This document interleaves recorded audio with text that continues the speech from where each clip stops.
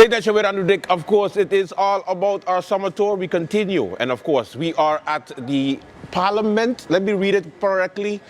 Parliament of St. Maarten. That's what it says. And of course, summer tour, where we go to different places. You never know where we're going to end up. And I'm excited. Why am I excited? Is because during the summer, they go on recess, all parliamentarians. It's like a vacation while they're working. But in the summer, they actually have permission to be on vacation. So we like to ransack the Parliament building from time to time during the summertime to see if they're actually working or empty offices or see what the atmosphere is, because when it's full, they don't want us in there. I don't know why. I'm so nice. I'm so nice. I'm the nicest fella around. I don't understand why they don't want me in here when they have meetings. I don't know. But in any case, okay, so what we're going to do is we are going to go in and see who is there, who we can find. Let's go, Pete. The building opens with an automatic door. You pay for that, St. Maarten.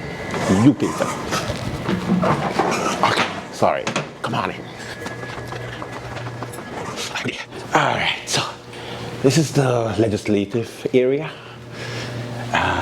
This is the press room, but no press actually goes in. It's the funniest thing. Come. This is where the offices are of the Parliament building. Let's go. Isn't it crazy that I could just walk into the Parliament building and nobody stopped me yet? Okay, come.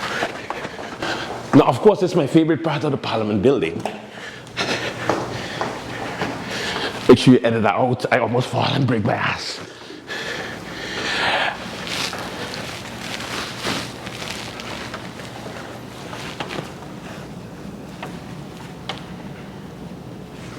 Theo.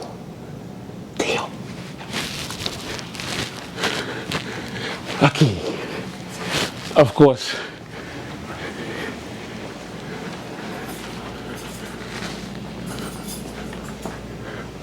Nope.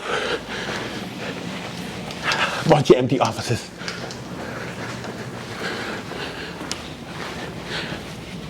Nah, he ain't there.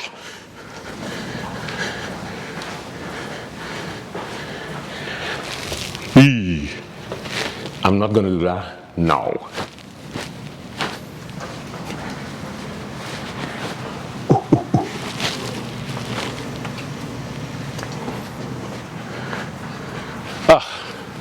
One of the emptiest rooms.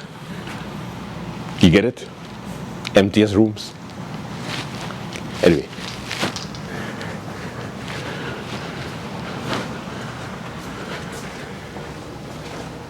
I thought these doors would be orange.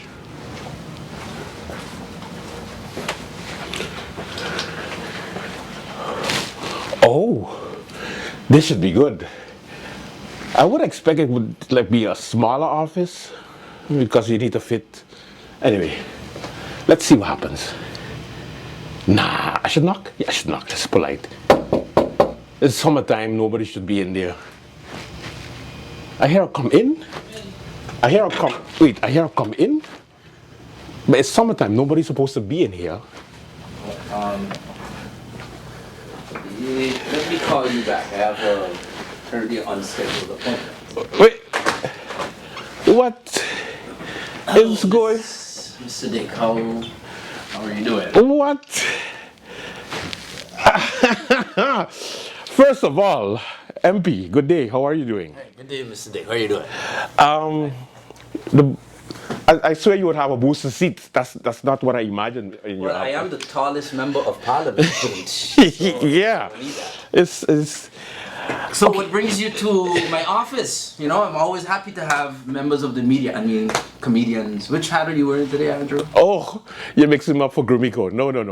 I'm actually, an actual journalist and also a comedian. This is in my comedian capacity. Okay. So I'm not the government controller today. All right, listen. We gotta mic him up because we got questions for him. This is late night summer tour.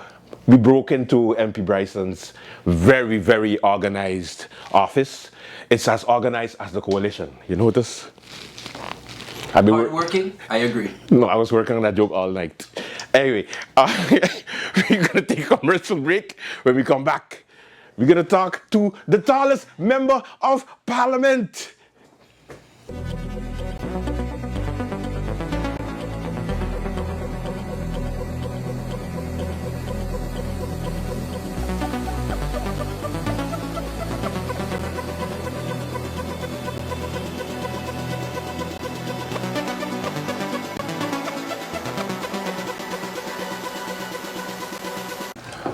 Okie dokie, we are back and we're still in the office. Surprised you didn't call police for us yet. It just depends on how this interview goes. Hopefully we get out with a chip and air it on time so that we get the real tallest member of parliament. Don't worry, I have a red button on my desk. He says he got a red button. Of course, MP Bryson, it's the summertime, pretending to work. Well, I think my list of work that I was so happy to hear your colleague, what's his name, Mr. Earl Evans, really list off the many amount of laws that I've passed in the work. It's 21 now. 21? Yeah. I lost count, sorry. Yeah, just here getting ready for the meetings that we have right after the recess, you know. Takes a lot of work. Takes a lot of research. Also, you actually did take the advice of MP Maarten to get as much meetings off the table since you fired her unjustifiably. No, I don't think anyone has been unjustifiably fired. Okay. And as a matter of fact, you don't fire presidents of parliament. That's not how it works. Okay.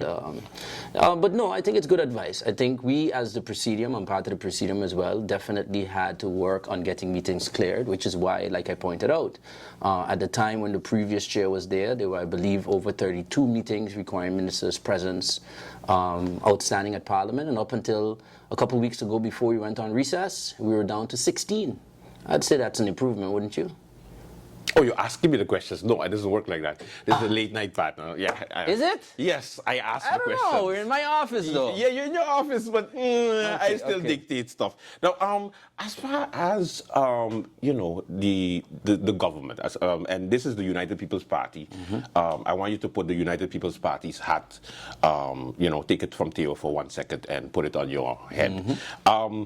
Now that I think I have a hat someplace. As a matter of fact. You do have a hat, I think. Yeah. I saw it. No, that's not it. Okay. All right. My question is, how does the United People's Party do it? Does it still exist? Because people are confused. People want to know, you know, there's so much things that is being said, especially by me. But as far as the United People's Party, for real, are you running with the United People's Party the next elections? Are you allowed? Get that, debunk it. Yes. Let me hear it from the horse's mouth. Well, yes. And Theo's not available, so I said, let me check with you. So the United People's Party is an association. Every political party has to be an association. The association exists. The party will be running in the next election, absolutely. As a matter of fact, maybe that's one good thing that transpires by you being here. August 13th, be sure to attend the United People's Party Congress, where you'll be able to meet all the different candidates and prepare for the parliamentary elections. This nigga just take over my show and do a promo in the middle of the interview? No, I was just explaining to you the fact that, yes, we are doing our Congress come August 13th, because that is going to be our official start of the campaign season. Look, there's always going to be you know, when you're a party that has as much momentum as we have, there are going to be people that are going to try to find many creative, many false ways to try to slow this train that is moving very fast, very well, very strong, very motivated. That's the unfortunate bad side of politics, which I'm sure you're very much familiar with. But the fact is the United People's Party is running. The association has been incorporated since 2010. It has always ran with that name. No single person can own a political party. I'm the leader. I don't own the party. Any leader before or after me will not do that. It will be the association, the membership, the board, and the leader is just there, especially the way I see it, is just to facilitate and make sure that we move forward.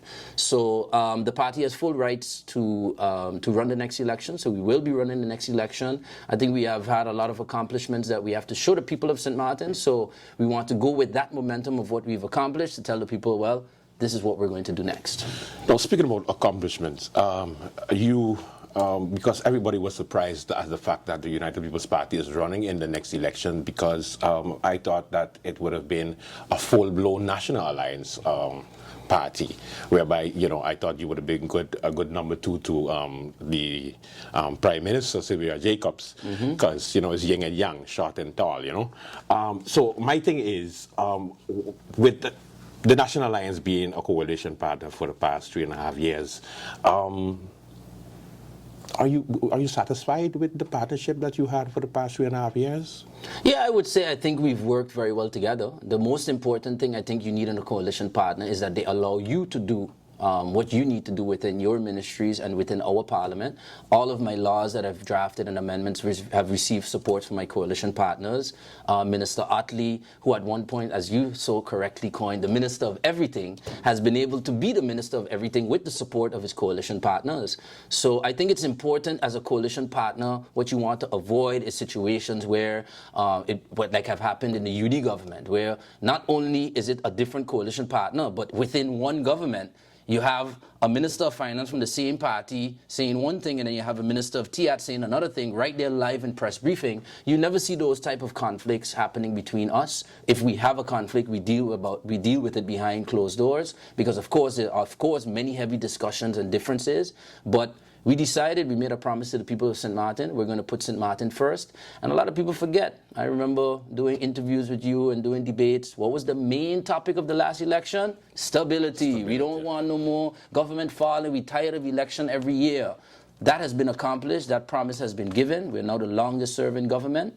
And I think now would be the time for the people of St. Maarten to see, well, based on what we've seen from each of the parties, I see it really as a two-party race at this point, because there's only two parties that have been able to prove that they can actually keep a government together. Now it's a choice between who do you believe is the one that is able to accomplish the most with what they have. Now, I called you a jackass many times on my show for different reasons. One, I don't think I look like a donkey. No, well, more like a piñata. The reason why I call it, I say those things is because most of the time the national... Do you ever consider my feelings when you say these things? You're a politician, my friend. You have feelings? Yeah, you ever thought, like, man, when I go after this MP or that minister, they're probably going at night, you know, the meme, like crying in the bed and sad. You don't think those things affect us? Well, actually, my imagination is that at night they go to sleep and they just...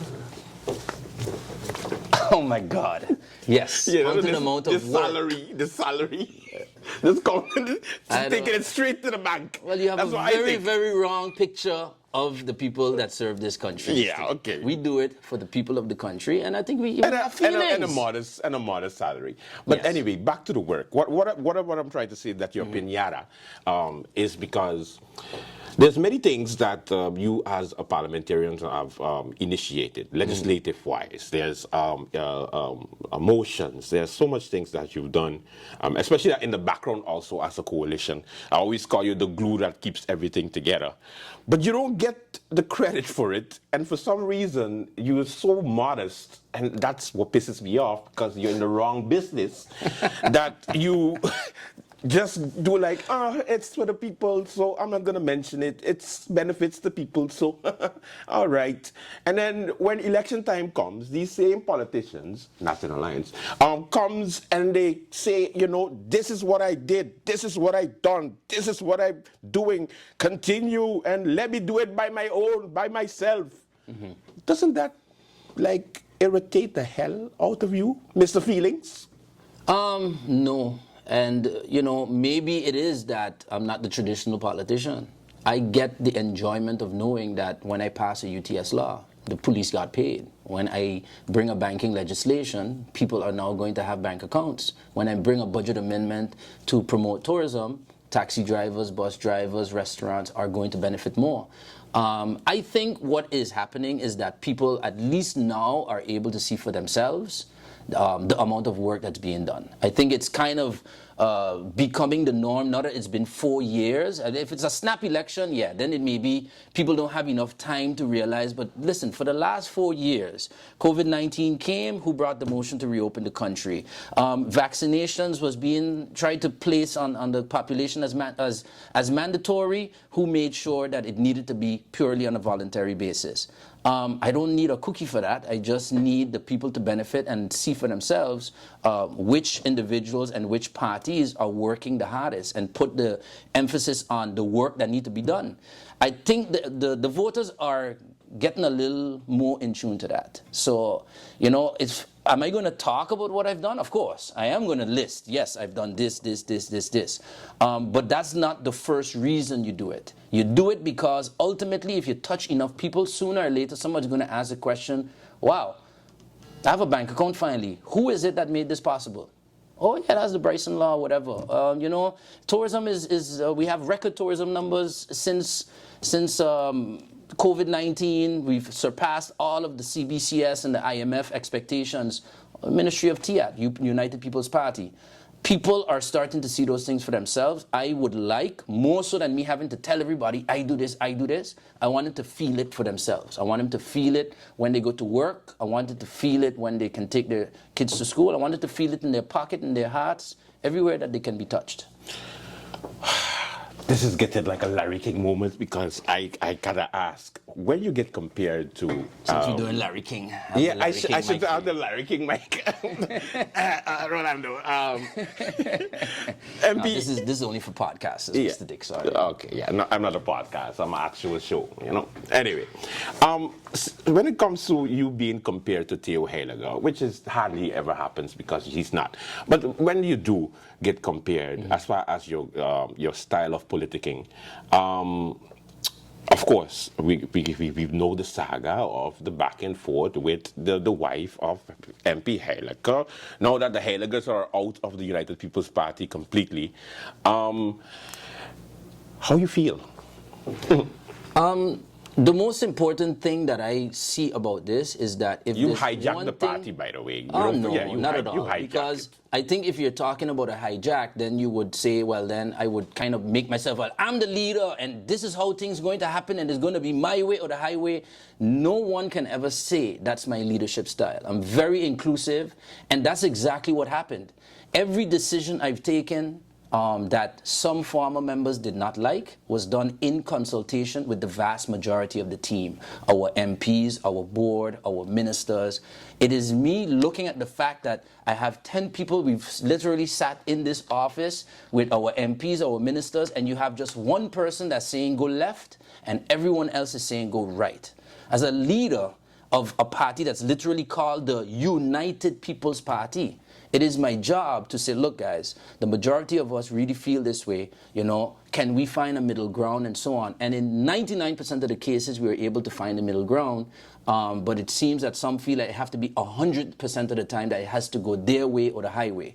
I think it's the opposite. I think actually we were going through an attempted hijack of the party where the party was moving away from even what Theo stood for in terms of he had the vision for a united party that everybody could be a part of, that you could pick up the phone and call Theo and say, hey man, listen, I have an idea, and he would hear you.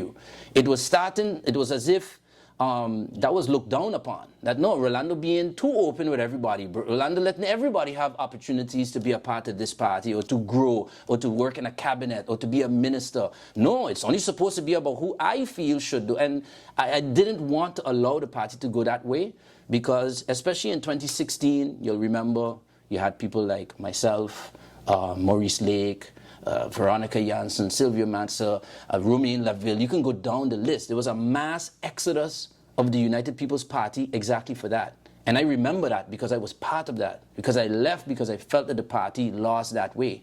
So if I come back, it's to make sure not only do we not go back there, but we go back to 2010 when it was about actually feeling like everybody could be part of this. Everyone can be heard. So I think actually the party is being brought back to its original roots, that everybody has a place in this party. Candidate makeup. Talk to me about the candidate makeup, the list. I hope that you're not one.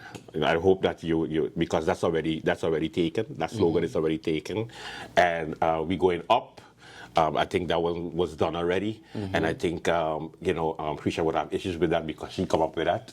So, what would be the drive this time around for the United People's Party? Please don't tell me the new United People's Party.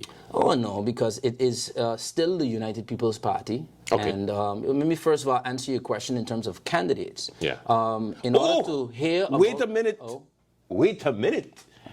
This is what we call a cliffhanger. We're taking a commercial break. When we come back, we have more with MP Rolando Bryson, the tallest member of Parliament in St. Maarten history. You really confuse people with that, Andrew. They need to stop. We'll be right back.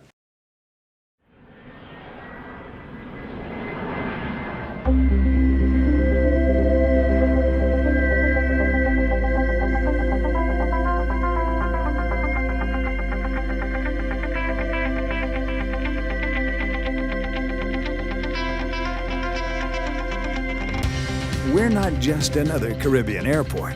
We're an international gateway, designed with you, the traveler, in mind.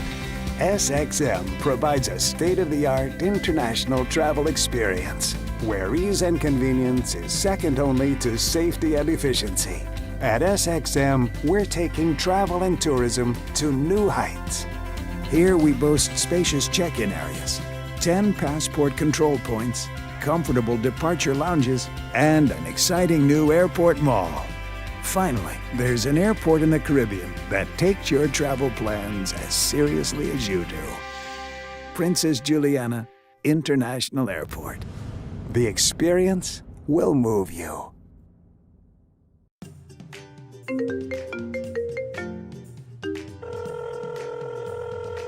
Hi, Mom. How are you? Hi, darling. I'm fine. Just calling to say hi. Oh, okay. We got over here. Girl, I hear watching this movie and it...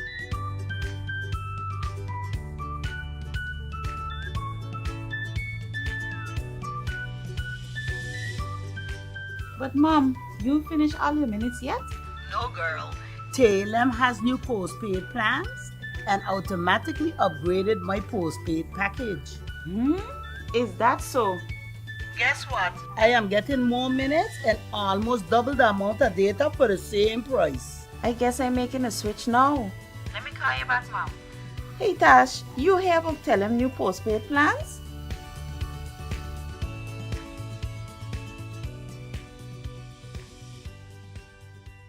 Welcome back to the late night show with Andrew Dick, single. Singular. All right, let's continue. I think MP Bryson was Yes. just about to give us the entire list of the United People's Party. Go ahead.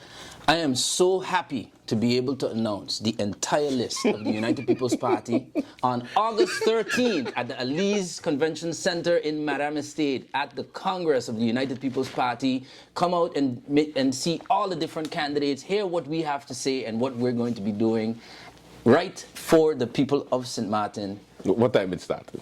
It will be at 6 p.m. Yeah. All right. The party selection, MP. At least give us a... So, you know, if What's you gonna look be the at, makeup? If you said it, you know, some people think we need to say, oh, it's a new up party. I think no, we're coming back to the original roots of the party, and it's a very, you know, it's Otley actually came up with it, and he said, you know, so what are we doing this election? What's the plan? You know, we still going up? Say, of course we still going up. That's our party. That's where we ran, and we were like, well, that's exactly what we're doing. We're still going up. We still going up. And that's our slogan for this election. The fact is, we are the United People's Party. We are going to continue to work for the people. We have the hardest working, most enthusiastic, motivated candidates, ministers, MPs, I think that Parliament has ever seen for sure. And we can say so about our ministers as well. And what we want to do is to keep going. So we're still going out. Now, of course, one of the most talented candidates that you have on your list, the Vision for St. Maarten, Mr. Mark Mingo, and no, he did not advertise in order for me to say that, but he's very talented. He's very talented. Where can I get the cups? Nice cups. Man. It's nice cups, right? Yeah, Vision yeah. for St. Yeah. Yes, yes. No, it's specifically for the late night. That's also one of the things that, because he has a radio program on Mondays, besides your Let's Listen to Radio on Friday. You have the word every Friday at 11 a.m. on SOS Radio, where you have the word, call in and speak directly to MP Rolando. No, people don't really listen. But I'm going to take advantage of this uninterrupted schedule to my work to plug my stuff, Andrew. So you can on go Mondays, I do have a show with Mr. Mingo, and he always says that they deal with capitalists. It's the economic party. It's about the economy. Does that still jive with the continuation of the up as the new candidates come along? Is everybody on the same line, or do you have a mixture again of socialists in between? I have to say, especially I have to credit Minister Otley for that, even as a candidate in 2020. He was one of them that helped bring more of that attention in terms of the social needs of the country, but it has still been tied to what we ultimately believe as a core. The economy of St. Maarten, if we want to be able to raise pensions, if we want to be able to do the things we've done, like be able to raise the minimum wage and so on, businesses need to be able to afford to pay the new minimum wage that the United People's Party has brought to the people. Businesses need to be able to contribute to the premiums of the AOV in order to raise the pension, which that law is currently in Parliament. So what we're trying to do is not let people feel like focusing on the economy is a bad thing. The problem with in the past, when parties would focus on the economy, is because the attention was always on certain parts of the economy, big business and so on. But a bus driver, a taxi driver is part of the economy. A person that starts a small business is part of the economy. A videographer that works for the late night show is part of the economy. We want everybody to have the economic benefits, where we make it easier for you to get your licenses. We come with a better tax system, which we want to introduce the transaction tax. These are things we need to do to stimulate the economy, introduce agriculture and so on. So we still believe at the core, the economy of St. Maarten, with over $13 billion that's passing through our economy, how is it possible that not enough of that is going to our people? Yeah, but MP, you had 3.5 years to do it. Don't let me get upset. Because that's what you're going to get. That's true. We had 3.5 years to raise the minimum wage. Oh, yes, we did that. We had 3.5 years to deal with the banking situation that affects so many people. Oh, yes, we dealt with that too. We have 3.5 years to raise the pension and improve healthcare, raise the SZV limit. All of that has been done. So, yes, we did not allow the airport, the time. The hospitals, schools. The hospital that is having the fastest progress that we've ever had. Indeed, that's a fact. Did you drive by there today? I saw the building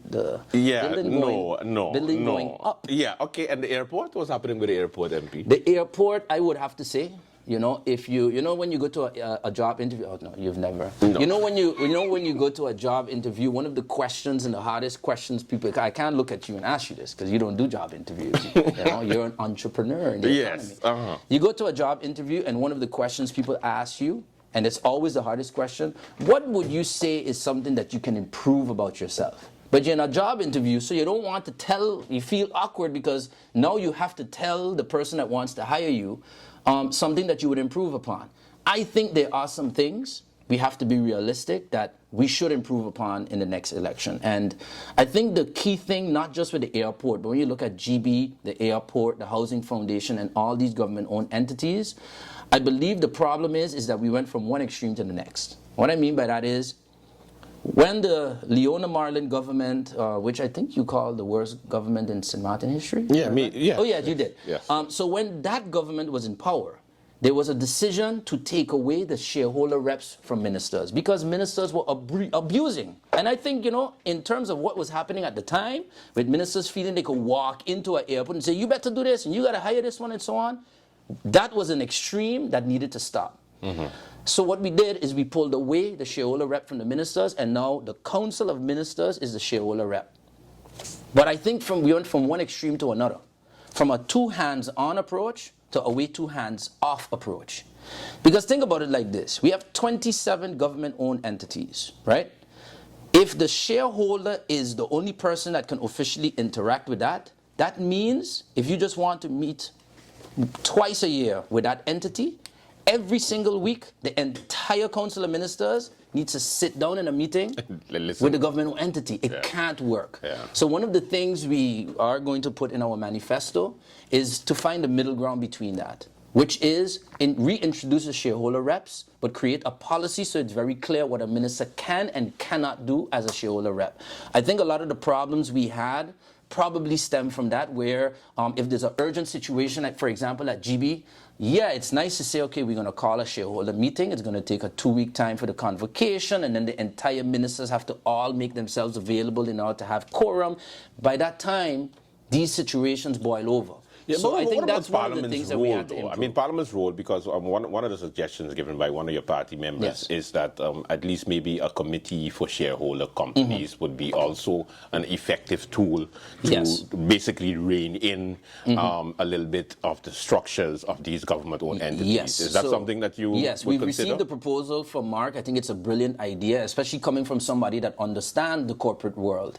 You see, the thing is, that's another extreme that we went to as a parliament, where also you had parliamentarians that felt that they could be directly involved with government-owned companies, and that's also not right. But I think it would be right for there to be a parliamentary committee that interacts with the government-owned entities on very rudimentary things that any parliament should know. Financial statements, operational reports, HR reports from, so not the individuals, but okay, in 2021 we had 200 employees, now we had 180. Why did 10% of the staff leave? What is the satisfaction rate of staff? Those type of reports should be coming to the committee. The committee examines it and closes those and said, I think, wait, this looks like a problem. We need to have the airport with the relevant minister come to Parliament and explain us what is happening here. That, to me, is also a good middle ground that allows the Parliament to have at least the information on what is going wrong on our strategic assets. Rather than when a problem blow up, then you call a parliament meeting, then all of a sudden everybody grandstands on the floor and, oh, why was GB hacked and why is the airport taking so long? You would be able to prevent those things from going wrong by having regular reporting via our parliamentary committee for government-owned entities, and I think that's going to solve a lot of the issues as well. One of the big issues, MP, because it's hot already, it's summertime, GB bills are overflowing, the billing system has not been fixed as yet. I know this is a question that's supposed to go towards the government, because Parliament is just Parliament and government is the one who's supposed to deal with the shareholder. However, it does hurt your constituents, especially businesses, especially the population.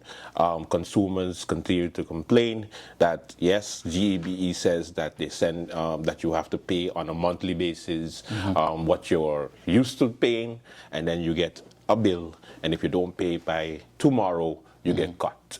Parliament did call a meeting with the government to deal with the Prime Minister and answer some questions, but then it kind of went quiet after that.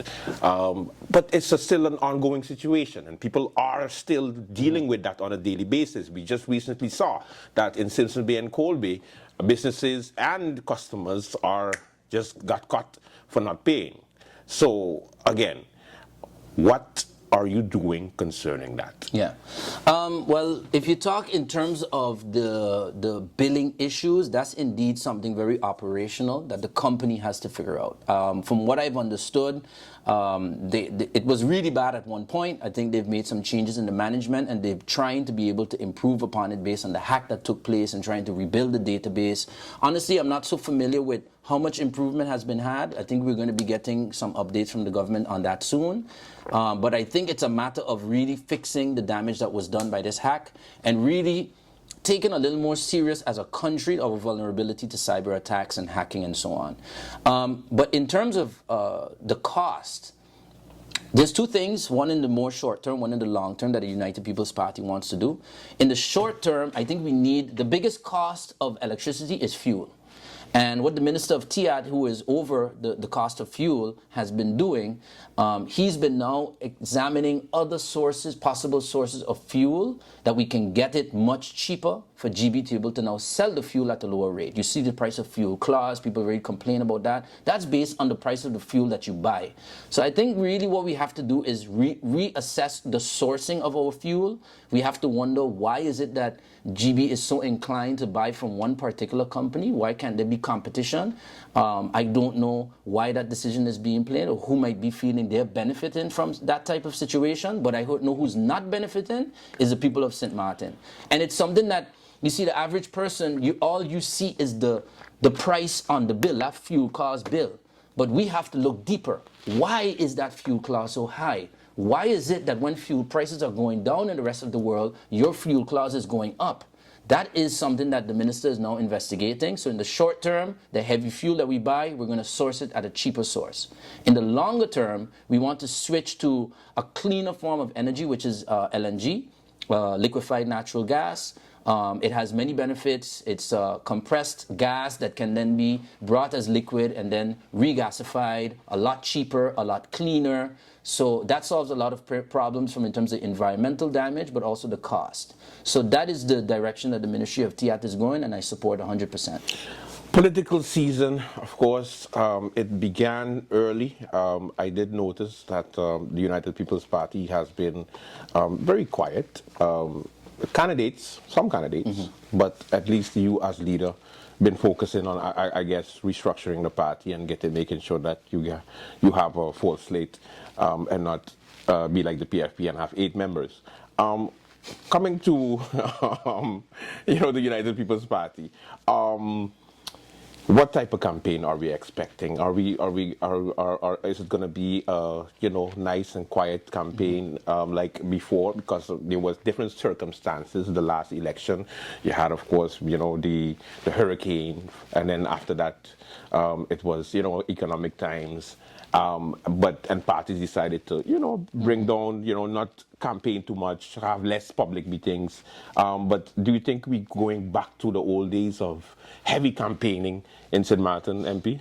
I think what is interesting about this election, and that's what I think can maybe motivate the public to come out and vote, is the fact that this is the first time that you've had an entire term. It's not like, oh gosh, we just had an election last year. Again, I went and dropped the government, man. Me want to hear from nobody. I think now there's a certain build-up of people that actually, it's been a long time. Finally, a politician reached to my door. I've been waiting to be able to be campaigned too. Yeah. So I think the energy within the communities will be a little different. I think it's going to be a little more welcoming, where political parties, especially the Up Party, yes, we think we're going to ramp it up. See what I did there? Yes, I did. We're going to be able to ramp up the sort of campaign that we do now, because it's something that people have not had for a long time. You haven't been in their face campaigning to them. What we've done is focused on the work. You mentioned we've been quiet. We've been quiet from maybe a campaign perspective, but you said it correctly. You don't need an entire year to really campaign. What you're supposed to be doing for those 3.5 years is work. Because our plan is to make sure that 6 months going into the campaign, there's a very clear resume that you'll be able to read and say, as the European Parliament, here we go. I'll probably have to go, that's a very long page. And then now when you look at the resume of the Minister of VSA, you have to make sure that you put everything in perspective for all the things that we have done and that have gone unaddressed for so long. And the truth is, the voters, because it's been such a long time, you have to now go back to 2020 and remind the voters of the amount of things that we've done. For example, now when I speak to people within the restaurant industry, they almost forgot how upset they were at the fact that the country wanted to lock down and close tourism and so on, and then forgot that it was the United People's Party that said, no, we are going to reopen this country. We're going to introduce a EHAS. For those that are vulnerable, you stay home and you're not allowed to lose your job for that. You have to now go under SSRP. But for those of you that want to come and work, please go to work and let's welcome our tourists. In hindsight, had we not done that, most of these businesses would not be open today. So the campaign is also not so much about we going to do this and we going to do that. But it's about them, also reminding the people the amount of ways that had we not been in government, there might have been many directions that we would have gone in a whole other direction. Maybe the influence of the Dutch would have been much more with certain other parties. Maybe more parties would have been very paranoid about COVID and make mandatory vaccinations and so on. And now the truth and skepticism regarding the vaccines is coming out. So we have a lot of people that are happy that there was a voluntary vaccine program. But, so all of these things we just have to remind the public about. Let me just interrupt you and ask, are you a bit sad?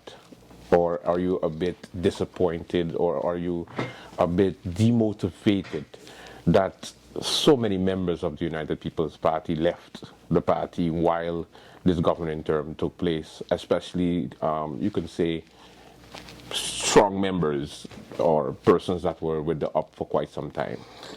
Maybe because I went through what was the biggest number of members ever leaving the United People's Party in 2016. Maybe it doesn't affect me as much.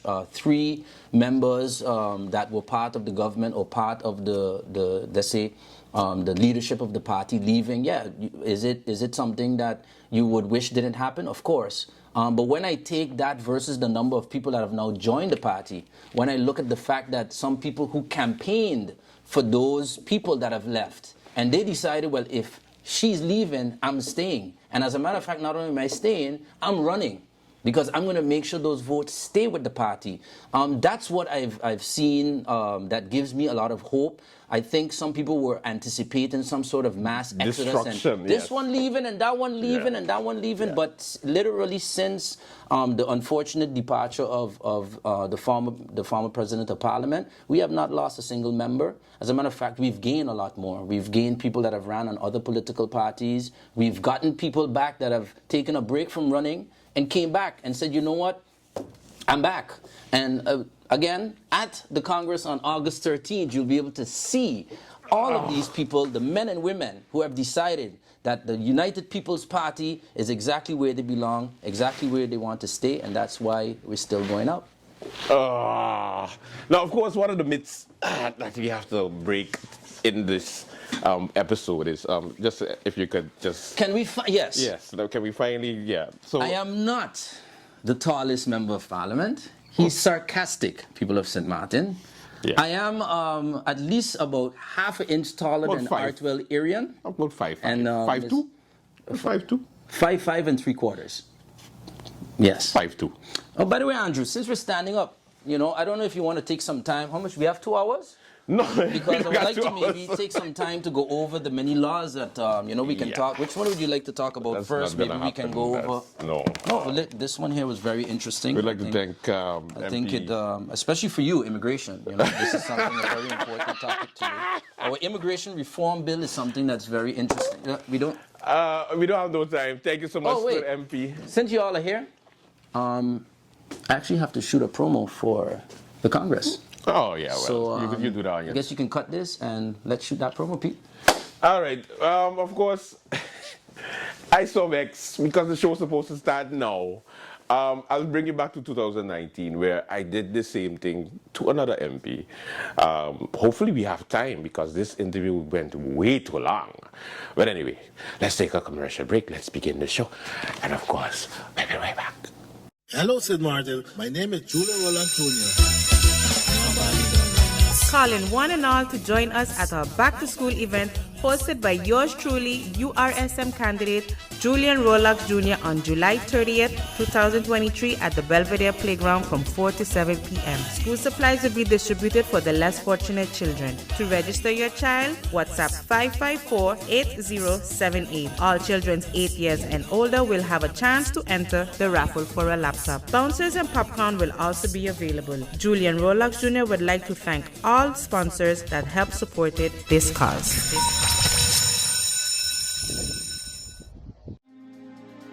I am Rolando Bryson, Member of Parliament and leader of the United People's Party. On behalf of the Deputy Leader, Omar Otley, the Board of the United People's Party, and our entire membership, it is my pleasure to invite you to the upcoming United People's Party Congress on August 13th at the Elise Convention Center in Madam Estate from 5 p.m. At this Congress, we will review the hard work and accomplishments of the United People's Party both in the Parliament and the government. We'll introduce you to our new logo, our new social media and website, and also to our new candidates, and hear from our existing candidates about our plans for the upcoming parliamentary elections in 2024. We'll also have keynote speakers that will deliver the message of hard work and inclusion that the United People's Party stands for. Remember, we are your representatives, and this is your home, your party, your United People's Party. So we look forward to having you with us at the United People's Party Congress on August 13th at the Elise Convention Center in Madam Estate from 5 p.m., where we tell you how and why we're still going up.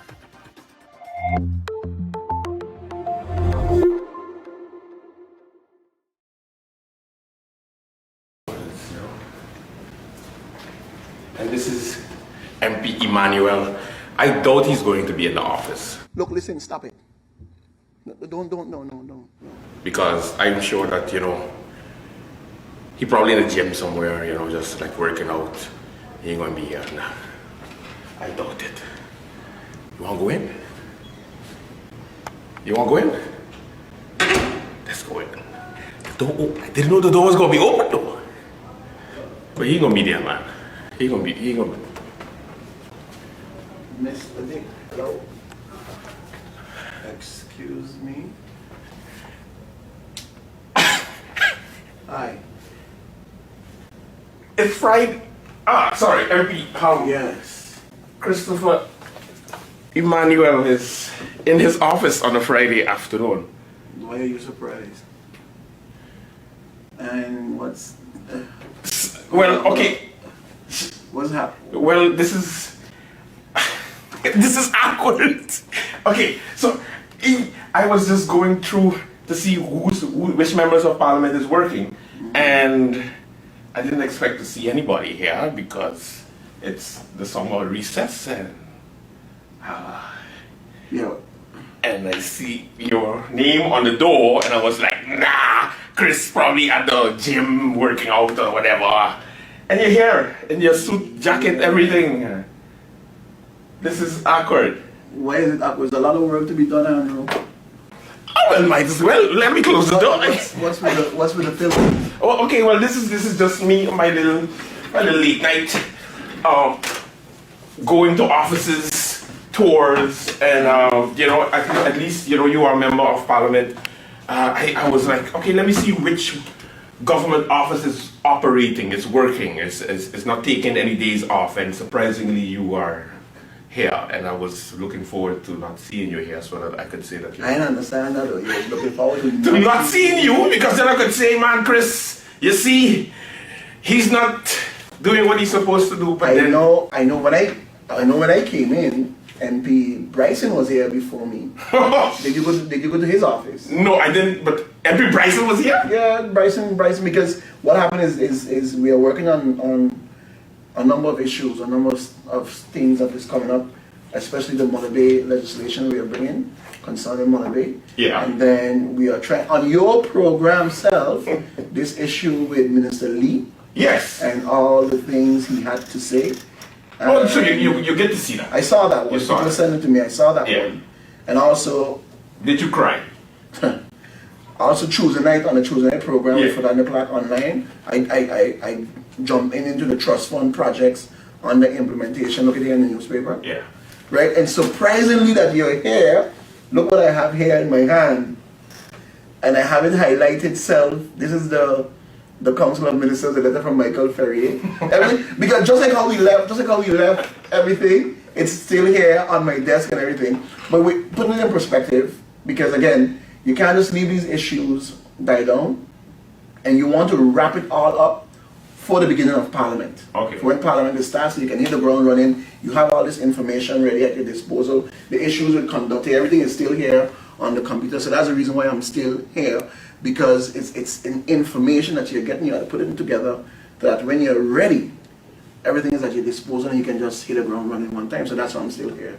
Okay, so let me go back to the minister that's not minister anymore. Right. Let me do this. This wasn't a planned interview anyway, so you can. No, it rings all day. Okay. So I'll call them back. So, former Minister Emily. Right. It's a good thing that he's gone. You don't miss him? No, I don't miss him at all. Not at all. Not at all. So what do you have to say on Parliament? As a matter of fact, like I said, he was a bad minister for St. Martin, and as a matter of fact, we should have probably sent him home a long time earlier, because it's only now you're hearing from him on so many other programs in different media houses and stuff. So we should have done that. Oh, Chris. I don't know, Chris. Everyone expects me to be sentimental and feel for the gentleman. No, I don't. You don't? No, and I said it on the floor of Parliament. I remember when we got the vote of no confidence, yes. when he was part of our government. Yes. And this is what I want to tell people. We resign immediately. Yeah. You ain't wait for nobody. You ain't wait for no governor to tell you, please stay on. No, the governor, as a matter of fact, asked us to stay on. And we didn't challenge anything like that. We resigned immediately. And he should have done the same thing. But he was a bad minister. And I'm happy that he's gone. But on your you see, you're not getting me warm up already. You know what I'm saying? But on your program, he made mention to a few things, right?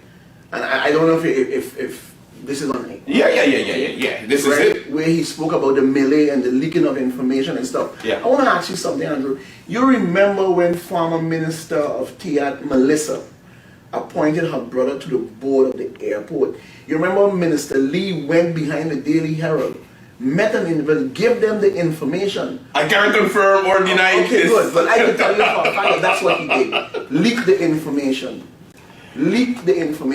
And you know, they have been trying to find out all these leaks and stuff. The number one minister, the leaker, is Minister Lee. Everything that came up on the ring road, concerning the land and everything that they give to individuals, came from Minister Lee. You remember when Minister Lee didn't want to pay the contractors, and he was against paying the contractors for cleaning up St. Martin? He said it was something was fishy. Something was fishy. Yeah. You know, and yes, we worked together as a government when he was minister.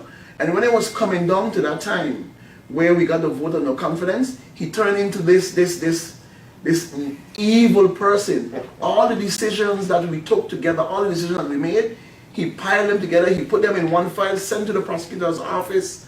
I mean, you know, this is what Minister Lee did. And then he comes into Parliament talking that we should be kumbaya, hold hands, and the crab in the bucket mentality and all. Come on, I don't buy it not one bit. Chris, does Michael Ferrier still have to pay? No, he should pay from a long time. He's an advisor, and he wasn't advisor? aware. Listen, he's an advisor because according to a little statement that he sent out, and he put in ads all over the place. He should put an ad by me also, so that right after the ad we could say go pay. But anyway, but he's saying he's an advisor, and he has no. He's not aware that he owes anything to the government because he volunteers as an advisor now for Shipyard. Hold on. Chris tells me to hold on. Let me go. Okay. Okay. Like I tell you, there was all still here. I mean, you see my candies and my biscuits. But this is my office, of course. On March 26, 2019, to the Council of Ministers, attention, the Honorable Prime Minister, Ms. Leona Marlin Romeo, the Honorable Minister of Public Housing, Spatial Planning, Environment and Infrastructure, VROMI, Mr. Miklos Gitterson. Reference, termination of land lease to St. Martin Shipyard NV. And this is what he says. Hear it. Honorable Council members, Honorable Prime Minister, Honorable Minister of VROMI. On March 22nd, 2019, the St. Martin Shipyard NV, of which the undersigned, and this is why it's highlighted. These are not my words. I didn't write this letter.